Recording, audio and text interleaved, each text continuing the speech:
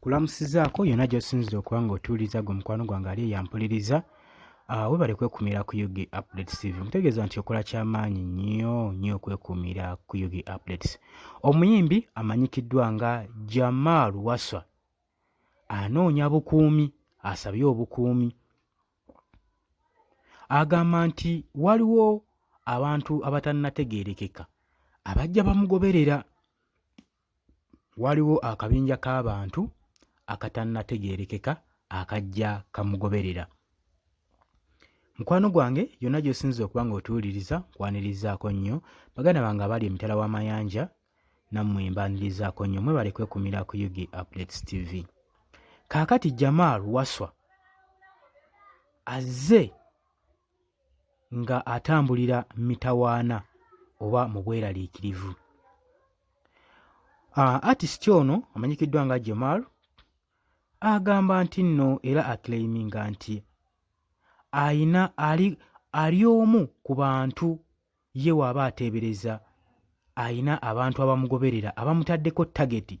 Ali tageti y'abantu abalala Jamal yeekyalowooza. Agamba nti nno abantu batannategeereka bantadde mu tageti zaabwe bajja bangoberera. Kati kyekulunguludde emyaka ng'ena, kyekulunguludde emyaka ng'ena ng'abantu bano bajja bangoberera nga banninnya akagere. Bw'atyo Jamal w'agamba.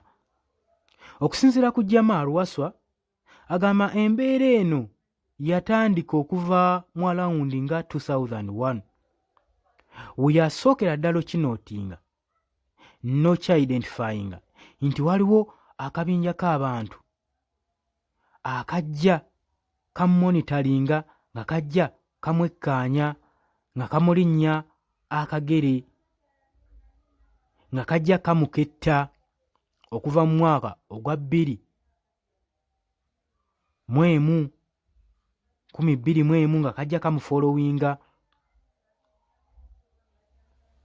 Agamba newankubadde ekiseera kiwanvu nateekawo surveillance. Jamal w'agamba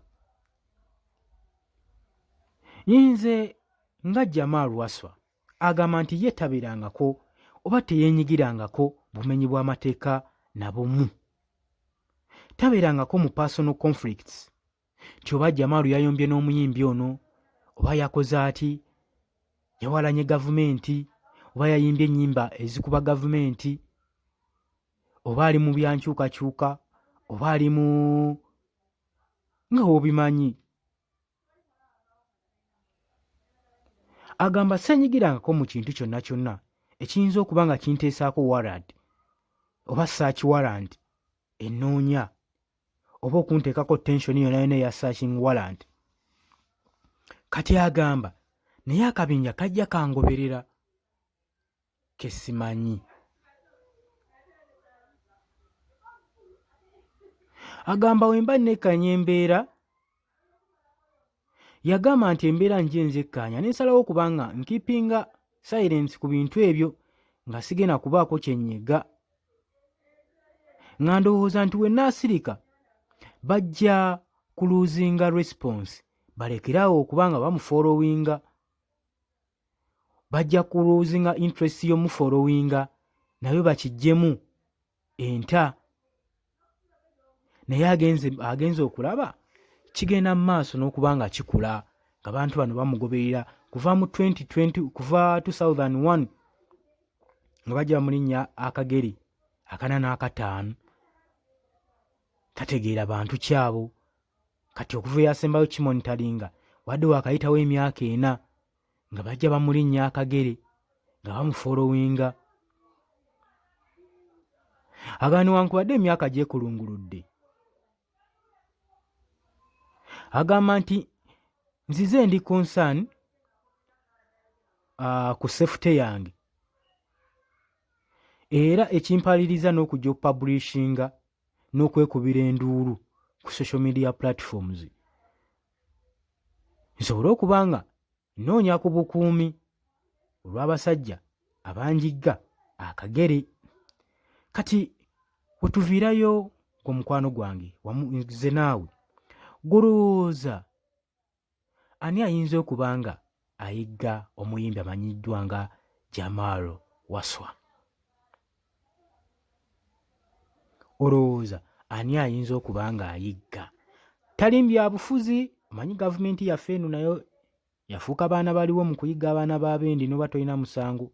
Kasita bakutunulako ng'oli interest figure oyinza okubaako ky'otiisatiisa nga bakuyigga. Kati olowooza gavumenti y'NRM ye muyigga? Golowooza baani abamuyigga?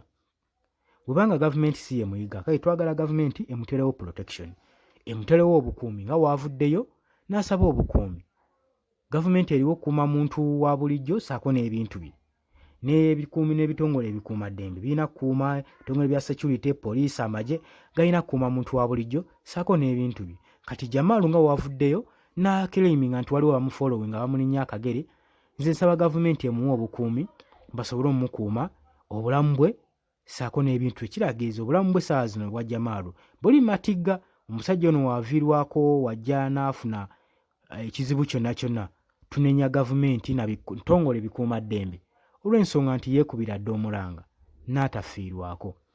Bino bizze ku mukutu ogwa Big Eye luvannyuma lw'okupostinga ng'alaga nti omuyimbi Jamal akola ki? Yeekubira enduulu titali safe wonna waali. Gwe mukwano gwange ali yampuliriza, mwebale kwekuumira ku Yugi Updates TV. Baganda bange mbategeeza mukola ky'amaanyi yonna gye musinza okuba nga mutuwuliriza.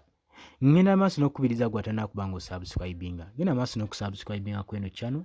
Nagamye nayo ka channel ekola follow up, egenda okuba nga ekola follow up ku buli kintu kyonna kyonna kyeyagala okumanya mu ggwanga lyo. Tubaagala nnyo, temuvaako.